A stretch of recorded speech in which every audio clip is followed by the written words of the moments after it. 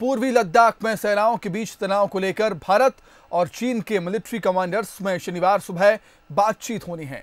Media reports की माने तो ये बातचीत लद्दाख के चुशुल की बजाय चीन के मोल्डो में होगी। इस दौरान 14 कॉर्प्स के commander lieutenant general Harinder Singh बातचीत में शामिल होंगे। इस लेफ्टिनेंट कमांडर लेवल की बातचीत से ठीक पहले चीन ने भारत सीमा पर चौकसी रखने वाले अपने वेस्टर्न थिएटर कमांडर बलों के लिए नए सैन्य कमांडर की नियुक्ति की है।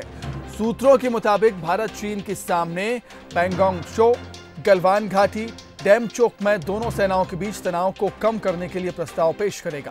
पिछले एक महीने से इन्हीं इलाकों में दोनों देशों की सेनाओं के बीच टकराव सामने आ रहा है। माना जा रहा है कि भारत इस इलाके में यथास्थिति बनाए रखने की बात चीन से कहेगा। हालिया तनाव को लेकर अब तक दोनों देशों के बीच 10 बार बातचीत हो चुकी है। ये बातचीत लोकल कमांडर स्तर पर और मेजर जनरल रैंक के अफसरों के बीच हुई है। हालांकि अभी तक इन चर्चाओं का कोई सकारात्मक नतीजा नहीं निकला है। इस बीच चीन के विदेश मंत्रालय के प्रवक्ता गेंग शुआंग ने शुक्रवार को कहा था कि अभी सीमा पर भारत और चीन के बीच हालात स्थिर और नियंत्रण करने लायक हैं। हमारे पास सीमा से जुड़े मुद्दों के लिए पूरा मैकेनिज्म है और मिलिट्री और डिप्लोमेटिक चैनल के जरिए भी बातचीत जारी रखते हैं। हम इस मामले को अच्छी तरह से सुलझाने के लिए प्रतिबद्ध हैं।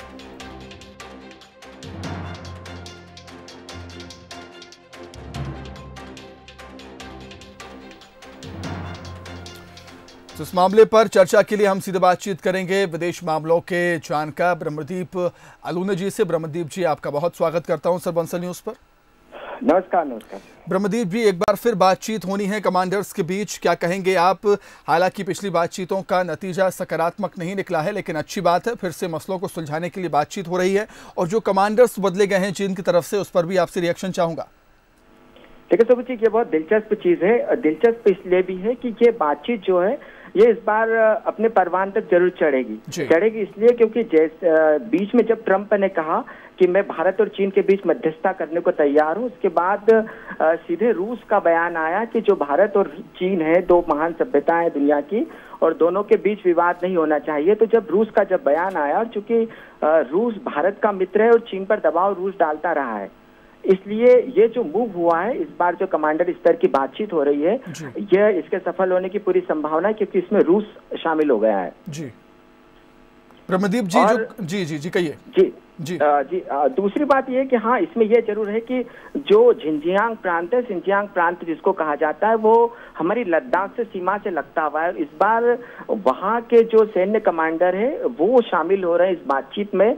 तो इसके कुछ रणनीतिक मायने भी है, और रणनीतिक मायने इसलिए भी है क्योंकि ये पूरी की पूरी सीमा रूस तक जाकर मिलती है।